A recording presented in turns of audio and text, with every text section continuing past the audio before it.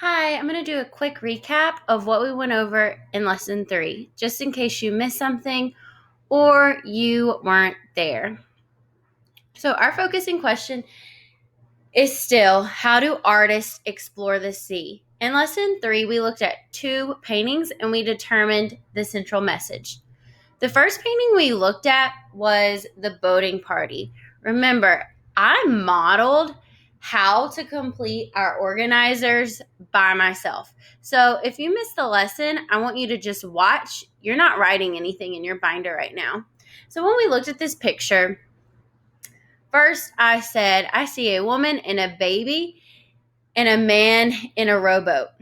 That made me think the woman is the baby's mother. I wonder, is the man the father or just someone rowing the boat? I also saw everyone was wearing hats. That made me think that it was a sunny day, and I wondered, what is the weather? Finally, I saw that the water has small ripples. That makes me think that it must be a calm day. I reminded you about the element of art vocabulary words that we went over in lesson 2. And then I modeled how to use this graphic organizer. This is the same graphic organizer we saw in lesson 2. This is our boxes and bullets organizer. So remember, we start right here with what I noticed about the composition. And we said the boat and the people are the main part of the painting. We also noticed the curvy lines and the straight lines. And finally, we looked at the color, and I said I noticed mostly blue and green and a little pink. So after we did this box right here, we moved to the central message. And based on everything we noticed, we said the artist is trying to teach us that the sea can be a happy and calm place. Once we identified the central message, we were able to do our explanation. So how do the elements of art support the central message? So we went and we looked back at the composition, and we had to figure out how that proved the sea can be happy and calm. And so I wrote, the boat and people being the main part of the painting lets the viewer know that the sea must be calm and safe. Remember, I said you wouldn't put your baby on a boat and take it to the sea if it wasn't safe. Then we took a deeper look at the lines.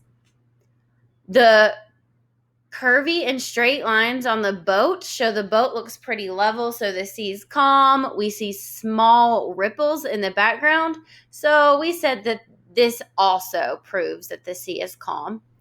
And finally, looking at the colors, we said that they were happy colors. We mostly see blue and green, but that pink really stands out. And so that pink shows the baby, and that proves that the sea must be a happy and calm place since there was a baby on the boat. Next, it was your turn to practice. We looked at the second painting. On page 17 in your response journal, you completed what you saw, what you thought, and what you wondered. Some things I heard you say in class is you see there's sharks. You think the sharks bit someone.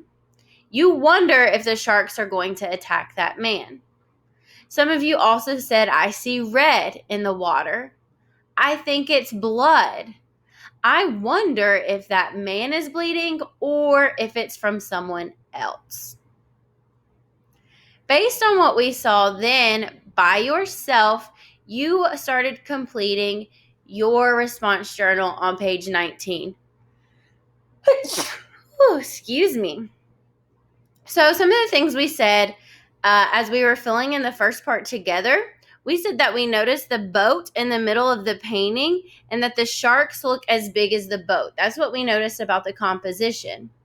We also determined that the central message of this is that the sea can be dangerous. So then when I modeled how to do the explanation, we said the sharks show that the ocean can be dangerous, especially if you're alone. Remember, when we were talking about what we noticed about lines, we noticed short, curvy lines that show the waves. For the colors, we noticed really dark colors that made it look scary. We also noticed the red that reminds us of blood. Our craft framing question was, how does using a topic statement work? And y'all did a great job of telling me exactly what a topic statement is. Tells a reader what the paragraph is about. It's the first sentence of a paragraph, the main idea of the paragraph, and should state one main topic and include important details. So then we looked at this question. Explain how the elements of art help convey a central message of Mary Cassatt's The Boating Party.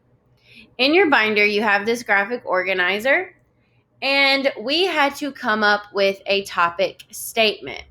The topic statement we came up with is, the central message of Mary Cassatt's Boating Party is, the sea can be a calm and happy place.